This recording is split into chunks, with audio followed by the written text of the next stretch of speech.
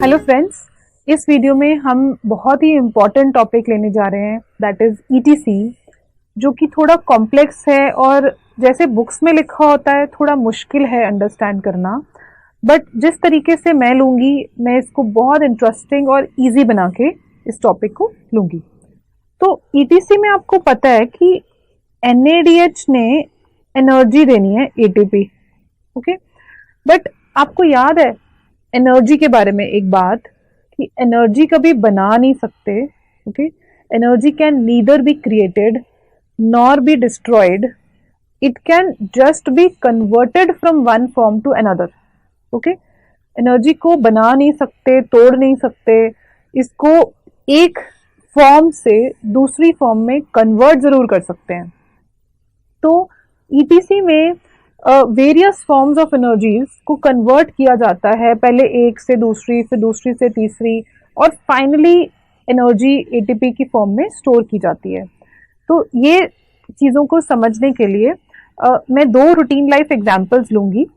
एक एग्जांपल मैं लूंगी डैम का। डैम, आपने वाटर का जो डैम होता है इलेक्ट्रिसिटी प्रोड्यूस करने के लिए, वो ज़रूर देखा होगा। उसमें क्या होता है कि फ्लो ऑफ वाटर होता है हाइट से पानी को नीचे गिराया जाता है, और वो जो एनर्जी है, इतनी हाइट से पानी गिरने के कारण जो एनर्जी प्रोड्यूस होती है, उस एनर्जी को यूज करते हैं बिजली बनाने के लिए, इलेक्ट्रिसिटी बनाने के लिए, ओके। तो एग्जाम्पल, इस डैम का कुछ एग्जाम्पल मैं लूंगी समझाने के लिए, और एक एग्जाम्पल मैं लूंगी रोलिंग गेट का। आपने कोई रोलिंग गेट देखा है? वो जो गोल सा गेट होता है, किसी पार्क की एंट्रेंस पे देखा होगा या किसी रेस्टोरेंट में देखा होगा। अब रोलिंग गेट क्या होता है कि उसमें सेक्शंस होते हैं। अगर मुझे रोलिंग गेट से एंट्री करनी है, तो जब मुझे एंटर करना है तो मुझे एक सेक्शन को पुश करके आगे ऐसे जाना होगा, ओके। तो रोलिंग गेट को एक्चुअली हम यूज कर सकते हैं, रोलिंग गेट की एनर्जी को यूज कर सकते हैं। कैसे? सपोज करो एक बहुत बड़ा सा मॉल है जिसकी एंट्रेंस पे हमने रोलिंग गेट रख दिया, और कोई गेट नहीं है, सिर्फ ये रोलिंग गेट ही है, और सबको उस गेट से ही आना होगा, ओके। और एक दिन में वहां पे बहुत सारे लोग आते हैं और सारा दिन वो पुश करते रहते हैं, जो भी अंदर जाएगा वो गेट को हिला के जाएगा। तो क्या मैं ये कह सकती हूँ कि पूरा दिन वो गेट मूव कर रहा होगा? जब मूव कर रहा है तो यहाँ पे ये एक एनर्जी बन गई, जो कि एक मैकेनिकल एनर्जी है, मैकेनिकल एनर्जी बन गई यहाँ पे। अब अगर इस गेट को आपने एक बल्ब के साथ कनेक्ट कर दिया, उन दोनों के बीच में एक कन्वर्टर है जो मैकेनिकल एनर्जी को इलेक्ट्रिकल एनर्जी में कन्वर्ट कर सकता है। तो आप उस रोलिंग गेट की मूवमेंट की वजह से उस बल्ब को लाइट कर सकते हो, चला सकते हो बल्ब को। हम अपनी कोई इलेक्ट्रिसिटी यूज नहीं कर रहे, सिर्फ लोग अंदर आ रहे हैं, उसकी वजह से वो बल्ब चल रहा है। या फिर कोई फाउंटेन चला सकते हो, राइट। तो अगर रोलिंग गेट किसी चीज के साथ कनेक्टेड है, तो आप उस रोलिंग गेट की एनर्जी को बहुत अच्छे से किसी भी चीज में यूज कर सकते हो, ओके। ऐसा ही एक एग्जाम्पल मैं ईटीसी में आपको बताऊंगी कि कैसे ये चीज हो रही है। तो स्टार्ट करते हैं। अब ये जो डायग्राम दिया हुआ है यहाँ पे, ये है माइटोकॉन्ड्रिया। ये जो बाहर मोटी वाली लाइन बनाई है, ये है आउटर माइटोकॉन्ड्रियल मेम्ब्रेन, ओके। और अंदर की जो पतली पतली दो लाइंस हैं, वो दोनों क्या है? Inner mitochondrial membrane, okay. तो बाहर वाली मेम्ब्रेन, अंदर वाली मेम्ब्रेन, दोनों मेम्ब्रेन्स के बीच में जो स्पेस है उसको बोलेंगे inter membrane space, inter membrane space. और ये जो सेंटर वाली स्पेस है, बिल्कुल सेंटर वाली जो स्पेस है, उसको कहते हैं माइटोकॉन्ड्रियल मैट्रिक्स, ओके। तो ये डायग्राम लेबल हो गया। अब हम स्टार्ट करते हैं ईटीसी से। तो यहाँ पे आपको पता है ईटीसी ज्यादातर एनएडीएच से स्टार्ट होती है, एफएडीएच2 से भी स्टार्ट हो सकती है, बट ज्यादातर एनएडीएच ही होता है सेल्स में। तो यहाँ से स्टार्ट करते हैं। एनएडीएच से अगर हम स्टार्ट करते हैं, तो एनएडीएच एनएडी में कन्वर्ट हो जाता है। एनएडीएच जब एनएडी में कन्वर्ट होता है, तो ये ऑक्सीडेशन हुआ कि रिडक्शन हुआ? रिमूवल ऑफ हाइड्रोजन है ना, रिमूवल ऑफ हाइड्रोजन को ऑक्सीडेशन कहते हैं। तो ये NADH ऑक्सीडाइज हो गया और हाइड्रोजन यहां से जो रिमूव हो रही है उसको इलेक्ट्रॉन भी बोलते हैं। मैंने आपको कॉन्सेप्ट्स में बताया था कि हाइड्रोजन को इलेक्ट्रॉन बोलते हैं और हाइड्रोजन आयन को प्रोटॉन बोलते हैं। ओके, तो यहाँ पे जब NADH ने हाइड्रोजन को निकाला अपने में से या फिर इलेक्ट्रॉन को निकाला, तो ये इलेक्ट्रॉन मिला किसको? कॉम्प्लेक्स 1 को। इसके आगे कौन खड़ा है? कॉम्प्लेक्स 1। उसने इस इलेक्ट्रॉन को पकड़ लिया। फिर इसके बाद इसने इसको और आगे दे दिया कोएंजाइम Q को, उसने आगे दे दिया कॉम्प्लेक्स 3 को, उसने आगे दे दिया साइटोक्रोम C को, उसने दिया कॉम्प्लेक्स 4 को, और फाइनली ये इलेक्ट्रॉन ऑक्सीजन के पास आ जाता है। ओके, ये ना ऐसे है जैसे कि 5-6 लोग खड़े हैं और पहला बंदा दूसरे को इलेक्ट्रॉन देता है, दूसरा तीसरे को देता है, तीसरा चौथे को देता है, ये हो रहा है। ओके, तो सपोज करो कि मैं पहला मॉलिक्यूल हूं जो मैं इलेक्ट्रॉन दे रही हूं, हाइड्रोजन दे रही हूं, तो मैं ऑक्सीडाइज हुई कि रिड्यूस? रिमूवल ऑफ हाइड्रोजन हुआ तो मैं ऑक्सीडाइज हो गई। ओके, और जिसको मैंने दिया वो उसने लिया तो वो रिड्यूस हो गया। ओके, तो जब हम दोनों इलेक्ट्रॉन की शेयरिंग कर रहे हैं तो हम एक कपल हैं, रिडॉक्स कपल इसको कहते हैं, रिडॉक्स कपल। एक ऑक्सीडाइज हो रहा है और दूसरा वाला नेक्स्ट वाला रिड्यूस हो रहा है। तो ऐसे ही नेक्स्ट पेयर हो जाएगा, फिर नेक्स्ट पेयर हो जाएगा। ओके, तो अब यहाँ पे आपको पता है कि पिछला वाला ऑक्सीडाइज होता है हमेशा, अगला वाला हमेशा रिड्यूस होता है। ओके, तो अब हम ये सीक्वेंस याद करते हैं। बहुत आसान है ये सीक्वेंस को याद करना। देखो, स्टार्टिंग तो NADH है और लास्ट में ऑक्सीजन है। ये तो बड़ा इजी है, आपको पता ही है। स्टार्टिंग में NADH होता है, लास्ट में ऑक्सीजन होता है, और इनके बीच में 3 कॉम्प्लेक्सेस हैं, कॉम्प्लेक्स 1, 3 और 4। 1, 3 और 4, 2 नहीं है। Okay, 1, 3 and 4। और कॉम्प्लेक्सेस के बीच में 2 मॉलिक्यूल्स हैं। पहले वाला कोएंजाइम Q है और दूसरा वाला साइटोक्रोम C है। तो ये सीक्वेंस को याद करना बड़ा आसान है। पहले NADH, फिर पहला कॉम्प्लेक्स 1, फिर पहला मॉलिक्यूल कोएंजाइम Q, फिर उससे अगला वाला कॉम्प्लेक्स 2 तो है नहीं तो कॉम्प्लेक्स 3, उसके अगला वाला मॉलिक्यूल साइटोक्रोम C, उसके अगला वाला कॉम्प्लेक्स 4 लास्ट कॉम्प्लेक्स है, और कॉम्प्लेक्स 4 के बाद सीधा इलेक्ट्रॉन जाता है ऑक्सीजन को। ओके, तो बड़ा आसान है ये लिस्ट को याद करना। अगर आपने इस लिस्ट को याद कर लिया और आपको पता ही है कि पिछला वाला ऑक्सीडाइज होगा, अगला वाला रिड्यूस होगा, तो ये जो नाम है कॉम्प्लेक्सेस के, जो नाम हैं, ये आप बहुत इजीली बता सकते हो। कैसे बता सकते हो? देखो, कॉम्प्लेक्स 1 के लिए ये पिछला है जो कि ऑक्सीडाइज होगा, ये अगला है जो कि रिड्यूस होगा। तो कॉम्प्लेक्स 1 को क्या बोलते हैं? NADH coenzyme Q reductase. Complex 1 को क्या कहते हैं? NADH coenzyme Q reductase. Okay, अब कॉम्प्लेक्स 3 के लिए पिछला ये है जो ऑक्सीडाइज हो रहा है, अगला ये है जो रिड्यूस हो रहा है। तो कॉम्प्लेक्स 3 को कहते हैं coenzyme Q cytochrome C reductase. Coenzyme Q cytochrome C reductase, या फिर सिंपली आप इसको साइटोक्रोम C रिडक्टेज भी बोल सकते हैं।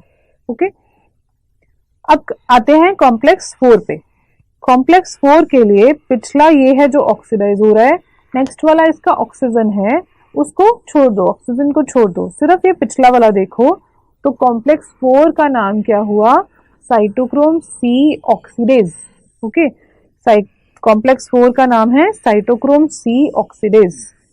इसका प्रोस्थेटिक ग्रुप कॉपर है, इसको कॉपर चाहिए होता है। और जब हम प्रोस्थेटिक ग्रुप लिखते हैं, मतलब ये कॉपर कभी भी यहां से सेपरेट नहीं हो सकता। कॉपर साइटोक्रोम C ऑक्सीडेज के अंदर होगा, मतलब कोवेलेंटली बाउंड होगा, सेपरेट नहीं हो सकता। प्रोस्थेटिक ग्रुप मतलब सेपरेट नहीं हो सकता, कोफैक्टर मतलब सेपरेट हो सकता है। ओके, तो हमने नाम कर लिए। अब एक्चुअली हो क्या रहा है जब NaDH से ऑक्सीजन तक ये क्या हो रहा है, जब हम जा रहे हैं तो ये इलेक्ट्रॉन फ्लो हो रहा है, ये है इलेक्ट्रॉन फ्लो जो हो रहा है। ओके, अब जब ये इलेक्ट्रॉन फ्लो हो रहा है तो इसको आप कंपेयर करो डैम के साथ, वाटर डैम के साथ कंपेयर करो। जब फ्लो ऑफ वाटर होता है हाइट से तो वो एक तरह की एनर्जी है जिसको दूसरी एनर्जी में कन्वर्ट कर सकते हैं। वैसे ही अब ये जो फ्लो ऑफ इलेक्ट्रॉन है, मूवमेंट ऑफ इलेक्ट्रॉन है, ये एक तरह की एनर्जी है, इसको यूज कर सकते हैं। ध्यान दो, मैं यहाँ एनर्जी यूज करने की बात कर रही हूँ, इलेक्ट्रॉन यूज करने की बात नहीं कर रही। जैसे कि डैम में एज सच हम पानी को नहीं यूज कर रहे, बाद में मतलब हम पानी को नहीं यूज कर रहे, पानी तो कहीं और चला जाता है, उसको नहीं यूज कर रहे। वो जो एनर्जी है पानी के ऊपर से आने की, उस एनर्जी को यूज कर रहे हैं, पानी को यूज नहीं कर रहे। वैसे ही मैं यहाँ पे भी बोल रही हूँ कि जो इलेक्ट्रॉन फ्लो की एनर्जी है उस एनर्जी को यूज कर रहे हैं, इलेक्ट्रॉन को एज सच यूज नहीं कर रहे। ओके, अब इस एनर्जी को यूज करके होता क्या है, ये एनर्जी कॉम्प्लेक्सेस यूज कर सकते हैं। ये जो इलेक्ट्रॉन फ्लो की एनर्जी है इसको कॉम्प्लेक्सेस यूज कर सकते हैं कोई काम करने के लिए। वो काम क्या है कि ये कॉम्प्लेक्सेस प्रोटॉन्स को बाहर फेंकेंगे। कहां से लेंगे और कहां पे फेंकेंगे, ये क्या है, ये है माइटोकॉन्ड्रियल मैट्रिक्स। तो कॉम्प्लेक्सेस ने प्रोटॉन्स को माइटोकॉन्ड्रियल मैट्रिक्स से लिया और कहां फेंका, इंटरमेम्ब्रेन स्पेस में। ओके, पहले मैं आपको थोड़ा प्रोटॉन्स के बारे में जनरल बता दूं। प्रोटॉन्स हर जगह होते हैं। जब ईटीसी नहीं हो रही थी तो प्रोटॉन्स इक्वल अमाउंट में प्रेजेंट थे, मैट्रिक्स में भी और इंटरमेम्ब्रेन स्पेस में भी प्रेजेंट थे। ओके, अब जब दोनों जगह ये प्रेजेंट थे, उनका इक्विलिब्रियम था, उनमें कोई डिस्टर्बेंस नहीं थी, इक्वल अमाउंट में प्रेजेंट थे। ओके, अब जब ईटीसी हुई तो कुछ प्रोटॉन्स को बाहर फेंक दिया गया। देखो कितने प्रोटॉन्स, कॉम्प्लेक्स 1 ने फेंके 4 प्रोटॉन्स, कॉम्प्लेक्स 3 ने 4 प्रोटॉन्स, कॉम्प्लेक्स 4 ने 2 प्रोटॉन्स दिए। टोटल कितना हुआ, 4 4 2, टोटल कितना हुआ 10 प्रोटॉन्स। तो ये 10 प्रोटॉन्स हैं जो कि एक NaDH से आए। ये सारी कैलकुलेशंस एक NaDH से स्टार्ट हो रही हैं। जब एक NaDH ETC में एंटर किया तो 10 प्रोटॉन्स बाहर आ गए। अब ये जो 10 प्रोटॉन्स बाहर हैं, इनकी बहुत हाई टेंडेंसी है कि ये वापस जाना चाहते हैं। और जब ये यहाँ प्रेजेंट है तो ये ऑस्मोटिक इफेक्ट क्रिएट करेंगे। ऑस्मोटिक इफेक्ट मतलब ये बहुत उनकी टेंडेंसी है कि अंदर जाना चाहते हैं और अपना इक्विलिब्रियम मेंटेन करना चाहते हैं। ओके, तो अब उनको अंदर जाने के लिए कौन सी मेम्ब्रेन को क्रॉस करना है, तो इन प्रोटॉन्स को अंदर वापस जाने के लिए किस मेम्ब्रेन को क्रॉस करना है, इनर माइटोकॉन्ड्रियल मेम्ब्रेन को क्रॉस करना है। बट ये इनर माइटोकॉन्ड्रियल मेम्ब्रेन को तो क्रॉस नहीं कर सकते, तो क्या होगा, यहाँ पे नेचर ने एक गेट दिया हुआ है, ये वाला नेचर ने एक गेट दिया हुआ है, जहां से गेट मतलब जैसे हम मॉल वाली एग्जांपल मैंने बताई थी, एक गेट है जो रोलिंग गेट है, सब लोगों को वहीं से ही जाना पड़ेगा। ओके, वैसा ही यहाँ पे माइटोकॉन्ड्रिया में, इनर माइटोकॉन्ड्रियल मेम्ब्रेन में एक गेट है जिसको कहते हैं कॉम्प्लेक्स 5। कॉम्प्लेक्स 5 के 2 पोर्शंस हैं। एक पोर्शन है F0 जो कि इनर माइटोकॉन्ड्रियल मेम्ब्रेन में प्रेजेंट है, दूसरा पोर्शन है F1 जो कि प्रोट्रूडिंग है into the mitochondrial matrix. Okay, अब जो F0 है, आप देख सकते हो 0 लिखा है या नॉट लिखा है या सर्कल लिखा है। सर्कल क्यों लिखा है, नॉट क्यों लिखा है, क्योंकि ये रोलिंग गेट है। F0 एक तरह का रोलिंग गेट है। और ये जो F1 है उसके पास एटीपी सिंथेज एक्टिविटी है। अगर इस F1 सब यूनिट को एनर्जी मिल गई तो ये फटाफट से एडीपी से एटीपी बना सकता है। ओके, तो अब सेम चीजें हैं जैसे मैंने आपको मॉल की एग्जांपल बताई थी। तो अब क्या होगा कि ये प्रोटॉन्स जब वापस जाना चाहते हैं तो ये सिर्फ इस रास्ते से जा सकते हैं। जब ये इस रोलिंग गेट से जाएंगे तो इस रोलिंग गेट को मूव करेंगे तो यहाँ पे मैकेनिकल एनर्जी क्रिएट हो जाएगी। ये मैकेनिकल एनर्जी F1 को मिल जाएगी और F1 ADP से ATP कन्वर्ट कर सकता है। ओके, इस तरह से हमें ATP मिल जाता है। तो एक बार रिवाइज करते हैं। जब इलेक्ट्रॉन फ्लो हुआ NADH से ऑक्सीजन, ये एनर्जी ऑफ इलेक्ट्रॉन फ्लो को हमने यूज किया प्रोटॉन्स को बाहर फेंकने के लिए। कॉम्प्लेक्सेस जो हैं वो प्रोटॉन्स को बाहर फेंक सकते हैं। तो 10 प्रोटॉन्स बाहर आ गए। 10 प्रोटॉन्स अंदर सिर्फ कॉम्प्लेक्स 5 के थ्रू जा सकते हैं और कॉम्प्लेक्स 5 का पहले रोलिंग गेट है जो कि मैकेनिकल एनर्जी क्रिएट कर देगा।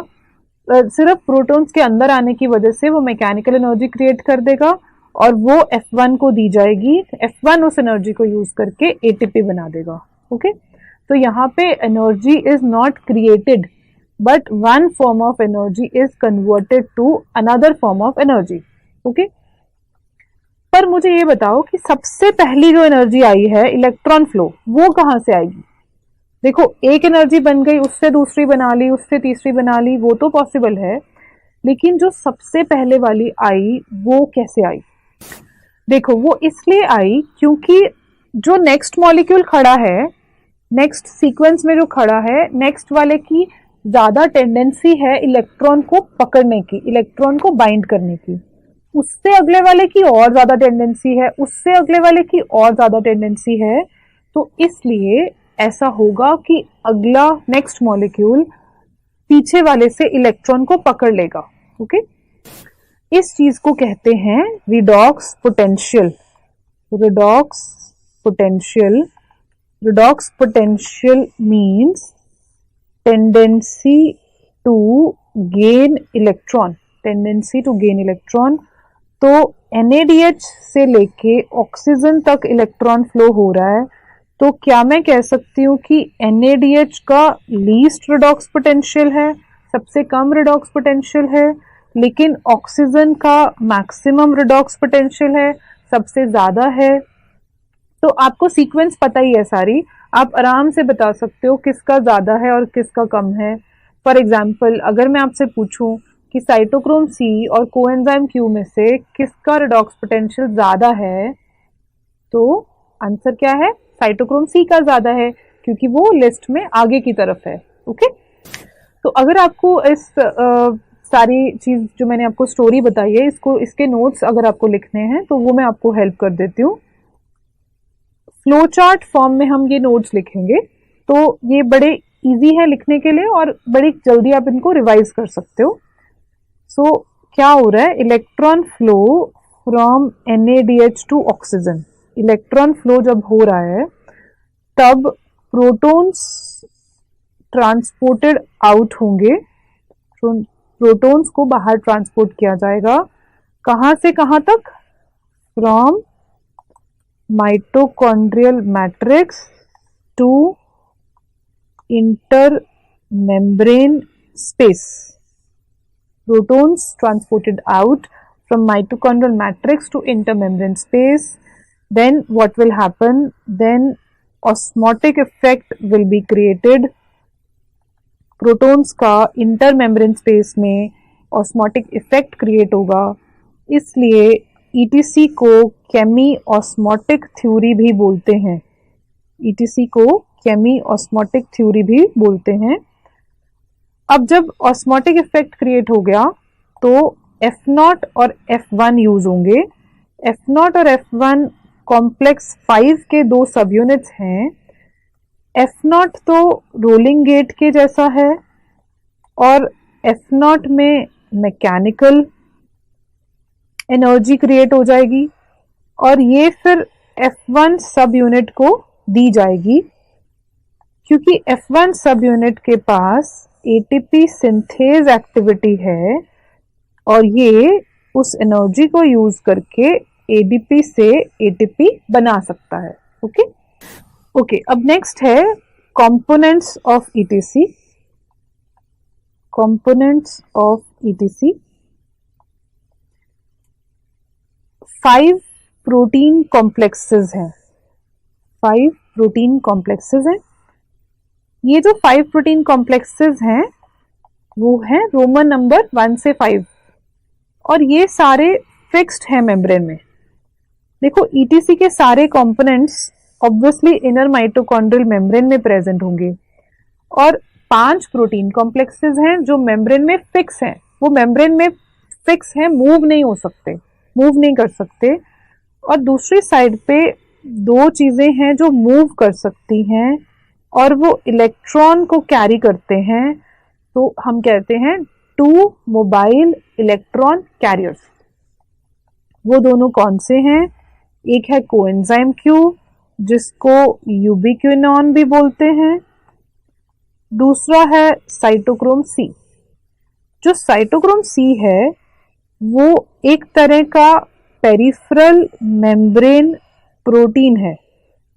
पेरिफेरल मेम्ब्रेन प्रोटीन है मतलब ये मेम्ब्रेन की तरफ, पेरिफेरी ऑफ द मेम्ब्रेन की तरफ प्रेजेंट है और ये एक प्रोटीन है। तो ध्यान से यहाँ पे देखो कि ये भी साइटोक्रोम सी भी प्रोटीन है और ये 5 कॉम्प्लेक्सेस भी प्रोटीन है। तो क्या मैं ये कह सकती हूँ कि कोएंजाइम क्यू अकेला ही है जो कि प्रोटीन नहीं है? तो coenzyme Q is the only non protein member of etc. अब अगर ये प्रोटीन नहीं है तो ये क्या है? ये एक्चुअली एक लिपिड है, ये हाइड्रोफोबिक सब्सटेंस है क्योंकि ये मेम्ब्रेन, लिपिड मेम्ब्रेन में मूव कर सकता है, तो ये एक हाइड्रोफोबिक सब्सटेंस है। ओके, अब नेक्स्ट है, आपने देखा था कि NADH जब एंटर कर रहा था तो कॉम्प्लेक्स 1, 3 और 4 इन्वॉल्व थे। कॉम्प्लेक्स 1 ने 4 प्रोटॉन्स ट्रांसपोर्ट किए थे, कॉम्प्लेक्स 3 ने भी 4 प्रोटॉन्स ट्रांसपोर्ट किए थे और कॉम्प्लेक्स 4 ने 2 प्रोटॉन्स ट्रांसपोर्ट किए थे। टोटल 10 प्रोटॉन्स हैं। 10 प्रोटॉन्स कितने एटीपीज देंगे? मैंने आपको बताया था सारी एनर्जेटिक्स NADH से है, तो NADH 2.5 एटीपी देता है, तो हम कह सकते हैं कि 10 प्रोटॉन्स 2.5 एटीपी देते हैं। तो मुझे बताओ कि कॉम्प्लेक्स 1 कितने एटीपीज देगा? कॉम्प्लेक्स 1 कितने एटीपी देगा? देखो 10 प्रोटॉन्स 2.5 एटीपी बनाते हैं तो 4 प्रोटॉन्स कितने बनाएंगे? 4 प्रोटॉन्स 1 एटीपी बनाएंगे, तो कॉम्प्लेक्स 3 भी 1 एटीपी बनाएगा, कॉम्प्लेक्स 1 भी 1 एटीपी बनाएगा और कॉम्प्लेक्स 4 रिस्पॉन्सिबल है 0.5 एटीपी के लिए। ओके, तो आपको केयरफुल रहना है कि क्वेश्चन में अगर NADH पूछा तो 2.5 एटीपी, लेकिन कॉम्प्लेक्स 1 भी पूछ सकते हैं, कॉम्प्लेक्सेस के बारे में भी एटीपी कितनी आती है वो पूछ सकते हैं कि मतलब कौन सा कॉम्प्लेक्स कितने प्रोटॉन्स फेंक रहा है और उसके हिसाब से वो कितने एटीपी के लिए रिस्पॉन्सिबल है। ओके, अब ये था ETC NADH से स्टार्ट हो रही थी, लेकिन ETC FADH2 से भी स्टार्ट हो सकती है। अगर ETC FADH2 से स्टार्ट होती है तो इलेक्ट्रॉन्स दिए जाते हैं सक्सिनेट डीहाइड्रोजनेज को। सक्सिनेट डीहाइड्रोजनेज इन इलेक्ट्रॉन्स को कॉम्प्लेक्स 2 को दे देगा। अब कॉम्प्लेक्स 2 इसको कोएंजाइम क्यू को देगा और उसके बाद सारा कुछ सेम है जैसे हमने NADH में किया था। कोएंजाइम क्यू के बाद जो भी है वो सारा कुछ सेम है यहाँ पे, और कोएंजाइम क्यू के बाद यहाँ पे कॉम्प्लेक्स 3 और कॉम्प्लेक्स 4 मेनली रह जाते हैं। ओके, अब देखो कॉम्प्लेक्स 2 हमने अब किया है, पहले हमने नहीं किया था। कॉम्प्लेक्स 2 सिर्फ FADH2 के लिए आता है, कॉम्प्लेक्स 1 नहीं होता यहाँ पे इस FADH2 के रूट में। ओके, कॉम्प्लेक्स 2 जो है वो ऐसा कोई चैनल नहीं है जहां से प्रोटॉन्स बाहर जा सकें, तो ये कोई भी प्रोटॉन्स को ट्रांसपोर्ट नहीं कर सकता। जब ये कोई भी प्रोटॉन्स को ट्रांसपोर्ट नहीं कर सकता तो ये कोई भी एटीपी नहीं बना सकता, क्योंकि मैंने आपको अभी ही बताया है कि NADH जैसे कॉम्प्लेक्स 1, 3 और 4 बनाता है, तो कौन सा कॉम्प्लेक्स कितने एटीपी के लिए रिस्पॉन्सिबल है ये डिपेंड करता है कि वो कितने प्रोटॉन्स ट्रांसपोर्ट कर रहा है। लेकिन कॉम्प्लेक्स 2 तो कोई प्रोटॉन से ट्रांसपोर्ट नहीं कर रहा, तो ये किसी भी एटीपी के लिए रिस्पॉन्सिबल नहीं है। तो कॉम्प्लेक्स 2 एटीपी नहीं बना सकता। और कॉम्प्लेक्स 2 का नाम क्या है? ये पिछला वाला ऑक्सीडाइज होगा, नेक्स्ट वाला रिड्यूस होगा, तो कॉम्प्लेक्स 2 का नाम है सक्सिनेट। पीछे वाले से सिर्फ नाम यूज किया succinate, succinate coenzyme Q reductase. Okay okay, अब FADH2 में इस रूट में कौन कौन से कॉम्प्लेक्सेस आते हैं? 2, 3 और 4। कॉम्प्लेक्स 2 कितने एटीपीज देगा? कितने एटीपीज? 0 एटीपीज। कॉम्प्लेक्स 3 मैंने आपको बताया 1 एटीपी के लिए रिस्पॉन्सिबल होता है। कॉम्प्लेक्स 4 0.5 एटीपी के लिए रिस्पॉन्सिबल होता है। तो टोटल हमें मिले 1.5 एटीपी, और ये चीज आपको ऑलरेडी पता है कि FADH2 से 1.5 एटीपीज मिलते हैं। ओके, अब नेक्स्ट है कपल। कपल से आपका क्या मतलब है? कपल मतलब ऑलवेज टुगेदर, जैसे कि husband wife, girlfriend boyfriend. Couple means always together, दोनों हमेशा इकट्ठे रहते हैं। ETC के अंदर कौन सी 2 चीजें कपल के जैसी होती हैं? देखो, ETC में जब भी इलेक्ट्रॉन फ्लो होना है उसके बाद ATP फॉर्मेशन होना ही होना है। ओके, जैसे इलेक्ट्रॉन फ्लो हो गया उसके बाद ATP फॉर्मेशन हो जाएगा। इलेक्ट्रॉन फ्लो को ऑक्सीडेशन बोलते हैं, क्योंकि हमेशा पिछली वाली चीज ऑक्सीडाइज होती है। ATP फॉर्मेशन को फॉस्फोराइलेशन बोलते हैं। तो हम कह सकते हैं कि ऑक्सीडेशन और फॉस्फोराइलेशन एक कपल की तरह रहते हैं ETC में। तो ETC को क्या कहते हैं? Oxidative phosphorylation. ओके, अब ये तो हो गया कपल। ओके, कपल मतलब दोनों इकट्ठे हैं। बट अनकपलिंग क्या होगा? अनकपलिंग, अब दोनों इकट्ठे नहीं है। अगर हस्बैंड वाइफ लें तो उसमें अनकपलिंग का मतलब होगा डाइवोर्स। अगर बॉयफ्रेंड गर्लफ्रेंड लें तो उसमें अनकपलिंग का मतलब होगा ब्रेकअप। ओके, अगर ETC लें तो ETC में अनकपलिंग का मतलब क्या है? कि ऑक्सीडेशन तो हो रहा है लेकिन फॉस्फोराइलेशन नहीं हो रहा। तो एक है और दूसरा नहीं है, इसको कहते हैं अनकपलिंग। ओके, आपको अनकपलर्स याद करने हैं। अनकपलर्स कौन से सब्सटेंसेस हैं वो याद करने हैं। तो एक कैटेगरी है drugs which are acting as अनकपलर।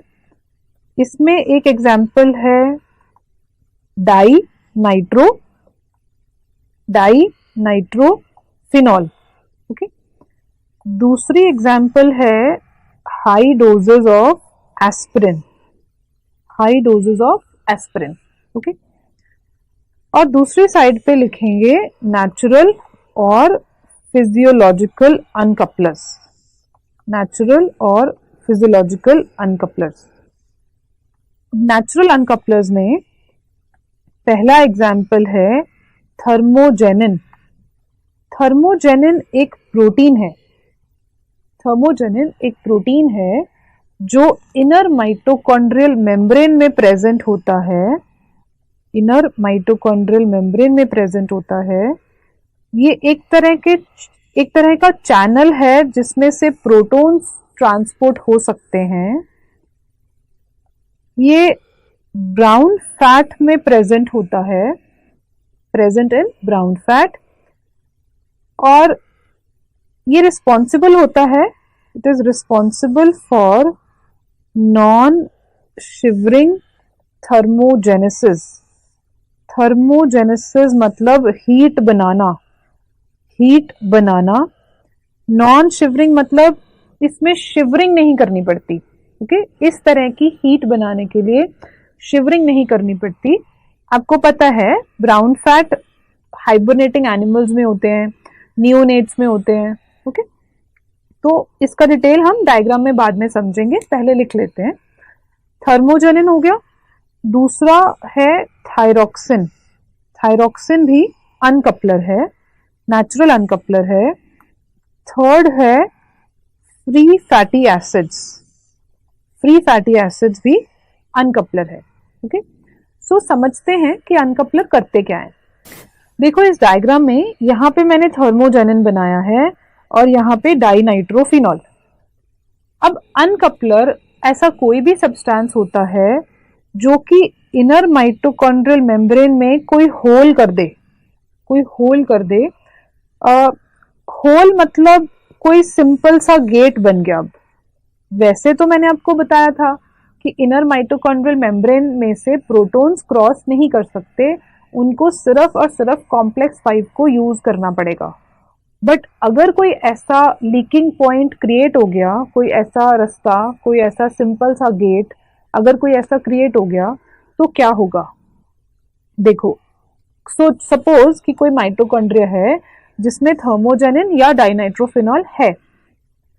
अगर यहाँ पे इस माइटोकॉन्ड्रिया में NADH आएगा तो इलेक्ट्रॉन फ्लो हो जाएगी, कोई प्रॉब्लम नहीं है, इलेक्ट्रॉन फ्लो हो जाएगी, ऑक्सीडेशन हो जाएगी, नो प्रॉब्लम। अब प्रोटॉन्स बाहर आ जाएंगे।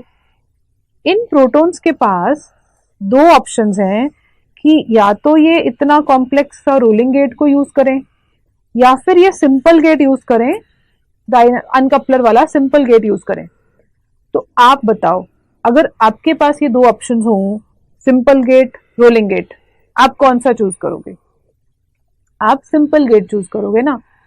कौन उस कॉम्प्लेक्स रोलिंग गेट से जाना चाहेगा? हाँ, तो प्रोटॉन्स भी आपके जैसे हैं कि वो इस कॉम्प्लेक्स से गेट को यूज करना बंद कर देंगे और वो यूज करेंगे इस वाले गेट को, डाइनाइट्रोफिनॉल या फिर थर्मोजेनिन, ये वाले गेट में से वो फटाफट से अंदर पहुंच जाएंगे।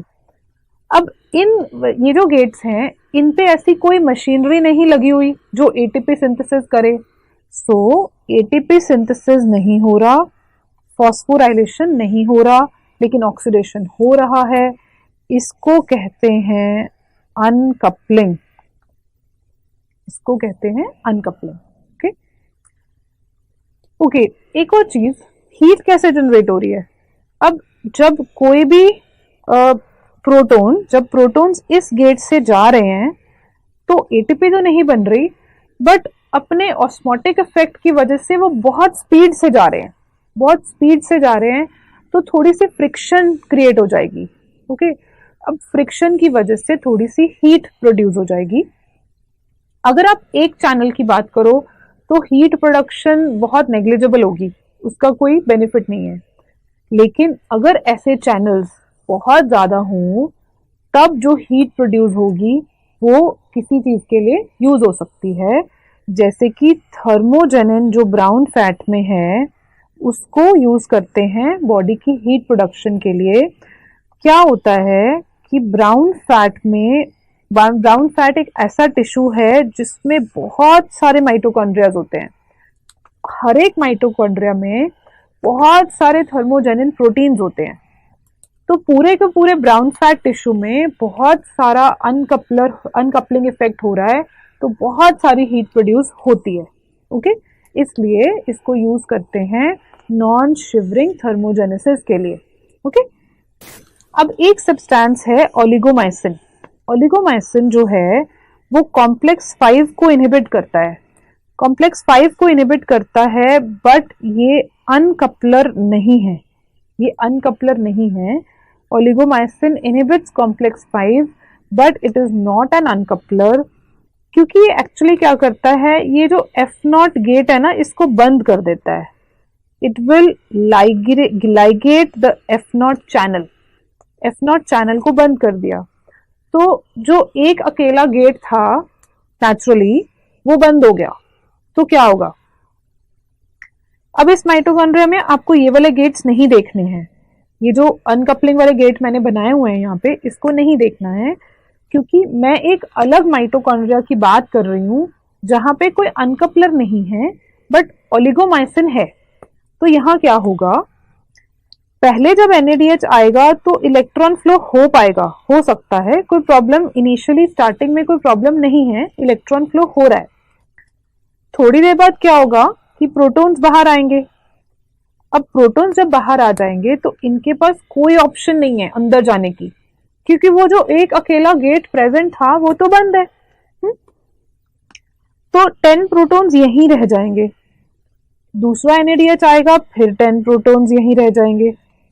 थोड़े समय के बाद क्या होगा कि सारे प्रोटॉन्स जो मैट्रिक्स के थे वो अब कहां प्रेजेंट हैं? इंटरमेम्ब्रेन स्पेस में। अब ऑक्सीडेशन भी नहीं हो सकता, अब इलेक्ट्रॉन फ्लो भी नहीं हो सकता। तो फाइनल चीज तो ये है कि जब ओलिगोमाइसिन आएगा तो ऑक्सीडेशन भी नहीं हो रहा, फॉस्फोराइलेशन भी नहीं हो रहा, तो इसलिए इसको अनकपलर नहीं कहते।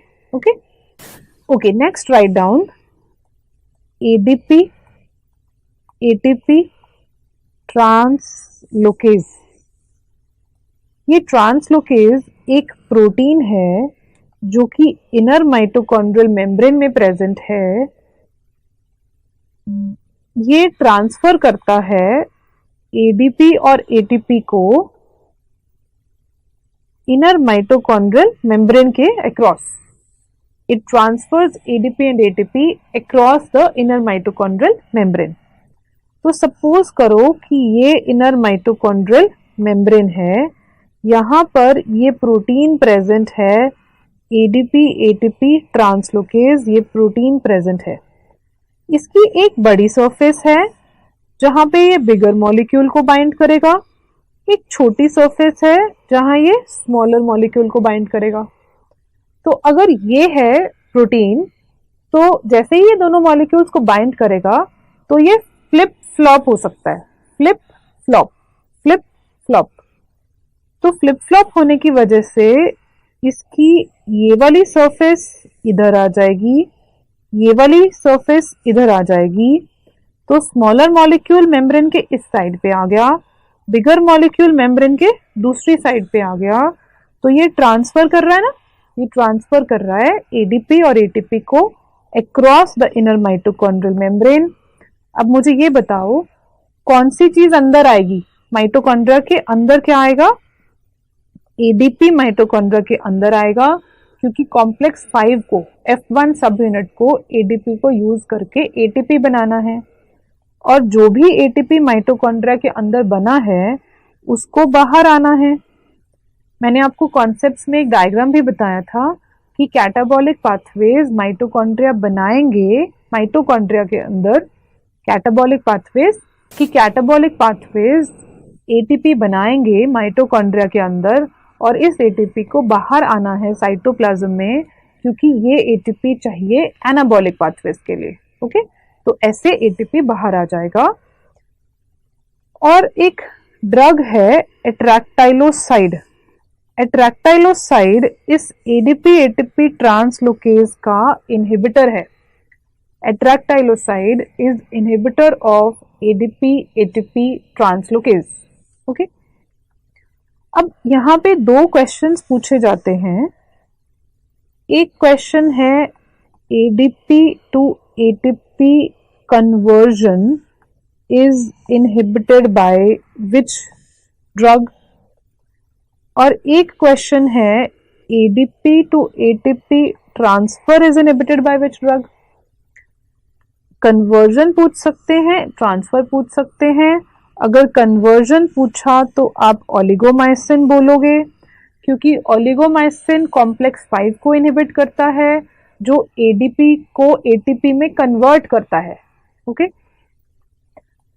अगर ट्रांसफर पूछा तो एट्रैक्टाइलोसाइड लिखोगे, क्योंकि एट्रैक्टाइलोसाइड ट्रांसलोकेज को इनहिबिट करता है, जो ADP और ATP को ट्रांसफर करता है। ओके, तो हमने अनकपलर और ओलिगोमाइसिन एट्रैक्टाइलोसाइड कर लिया। अब इनहिबिटर्स ऑफ कॉम्प्लेक्स 1 to 4 करते हैं। इनहिबिटर्स ऑफ कॉम्प्लेक्स 1 to 4 करते हैं। मैं आपको सिर्फ उतने ही बताऊंगी जितने आपके एग्जाम पॉइंट ऑफ व्यू में चाहिए हैं और जितने आप इजीली याद कर सकते हो। ओके, कॉम्प्लेक्स 1 का इनहिबिटर है रोटिनोन,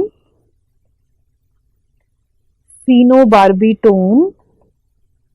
नोट करो यहाँ पे 1 लिखा हुआ है दोनों कंपाउंड्स के एंड में, तो ये एक निमोनिक है। रोटिनोन, फिनोबार्बिटोन दोनों ही कॉम्प्लेक्स 1 के इनहिबिटर्स हैं। Okay, then complex 2। कॉम्प्लेक्स 2 का इनहिबिटर है मैलोनेट, या फिर हम कहते हैं मैलोनाइल CoA। इस मॉलिक्यूल में 3 कार्बन्स होते हैं। एक और है कार्बोक्सिन। कार्बोक्सिन जो कि एक फंगीसाइड है, वो इनहिबिटर है कॉम्प्लेक्स 2 का। Then complex 3। कॉम्प्लेक्स 3 का इनहिबिटर है फेनफॉर्मिन। फेनफॉर्मिन जो कि ओरल हाइपोग्लाइसेमिक एजेंट है। और एक और मॉलिक्यूल एंटीमाइसिन ए, इसका निमोनिक है, नाम में ही अगर आप ऐसे लिखते हो एन3माइसिन, तो ये है कॉम्प्लेक्स 3 का इनहिबिटर। तो हमेशा निमोनिक, नाम में ही अगर कोई निमोनिक है तो वो बहुत इजी निमोनिक है, आपको कोई स्ट्रेस नहीं है उसको याद करने के लिए। ओके, बड़ा इजी है, सामने ही है नाम में ही। और ऐसे ही निमोनिक्स आपको करने चाहिए। वो जो बड़े बड़े निमोनिक्स होते हैं कि पहले एक इंग्लिश लाइन याद करो, उसके इनिशियल अल्फाबेट्स याद करो, वैसे निमोनिक्स नहीं करने चाहिए, वो एक एक्स्ट्रा बर्डन्स होते हैं। ओके, नेक्स्ट इज कॉम्प्लेक्स 4 का inhibitor hydrogen sulphide, carbon monoxide, cyanide, sodium azide. Okay, तो सारे इनहिबिटर्स हमने कर लिए। थोड़ी एक्स्ट्रा इंफॉर्मेशन फेनफॉर्मिन के लिए मैं बताऊंगी। फेनफॉर्मिन ओरल हाइपोग्लाइसेमिक एजेंट है, जैसे कि मेटफॉर्मिन। पहले फेनफॉर्मिन को मार्केट में यूज करना शुरू कर दिया था पेशेंट्स ने, बट पेशेंट्स में लैक्टिक एसिडोसिस हो जाता था, तो फटाफट से इसको मार्केट में से रिमूव किया गया। अब फेनफॉर्मिन से लैक्टिक एसिडोसिस क्यों होता है, इस बायोकेमिकल कॉन्सेप्ट को समझो। देखो, जब फेनफॉर्मिन है ये इनहिबिटर ऑफ ईटीसी है। अगर ईटीसी नहीं होगी तो NADH एक्युमुलेट हो जाएगा। NADH जब एक्युमुलेट होगा तो ये वाली रिएक्शन स्टार्ट हो जाएगी, पायरुवेट से लैक्टेट बनने लग जाएगा। और आपको पता है यहाँ एंजाइम लैक्टेट डिहाइड्रोजनेज होता है जो NADH को यूज करता है। तो इसीलिए ये रिएक्शन हो रही है, क्योंकि सेल्स में बहुत ज्यादा NADH है और ये रिएक्शन ट्राई करेगी यूज करने के लिए। This reaction will try to use excess NADH, तो इसलिए लैक्टेट बनता जाएगा और उससे लैक्टिक एसिडोसिस हो जाएगी। जब भी लैक्टिक एसिडोसिस होती है तो हाइपर यूरिसीमिया होता है, क्योंकि लैक्टिक एसिड और यूरिक एसिड दोनों का कंपटीशन चलता है। लैक्टिक एसिड और यूरिक एसिड दोनों का कंपटीशन होता है किडनीज के थ्रू एक्सक्रीट होने के लिए।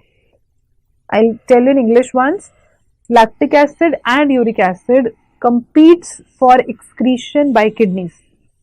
अब अगर बॉडी में बहुत सारा लैक्टिक एसिड है, किडनीज लैक्टिक एसिड को ही फेंकी जाएगी बाहर, किडनीज लैक्टिक एसिड को ही एक्सक्रीट करेगी, यूरिक एसिड को नहीं एक्सक्रीट कर पाएगी, तो यूरिक एसिड इकट्ठा हो जाएगा बॉडी में and this will lead to hyperuricemia. Okay, तो जब भी बॉडी में NADH इंक्रीज होगा तब लैक्टिक एसिडोसिस होगी और तब हाइपर यूरिसीमिया होगा। ओके, तो जब एक्सेस अल्कोहल इनटेक होता है, आपको पता है अल्कोहल में, अल्कोहल मेटाबॉलिज्म के लिए एंजाइम अल्कोहल डिहाइड्रोजनेज होता है और एक है एल्डिहाइड डिहाइड्रोजनेज। दोनों ही डिहाइड्रोजनेज हैं, दोनों ही NADH बनाएंगे। तो एक्सेस अल्कोहल इनटेक में भी NADH एक्सेस हो जाता है बॉडी में, NADH एक्सेस हो जाएगा तो आपको पता है लैक्टिक एसिडोसिस होगी और हाइपर यूरिसीमिया होगा। तो क्या मैं ये कह सकती हूँ कि हमें गाउट वाले पेशेंट्स को या फिर हाइपर यूरिसीमिया वाले पेशेंट्स को मना करना चाहिए अल्कोहल लेने के लिए, क्योंकि उनका acute attack of pain in the joints वो प्रेसिपिटेट हो जाएगा अगर वो एक्सेस अल्कोहल लेते हैं। Okay, this is it with this topic. Thanks for watching. Best wishes to you.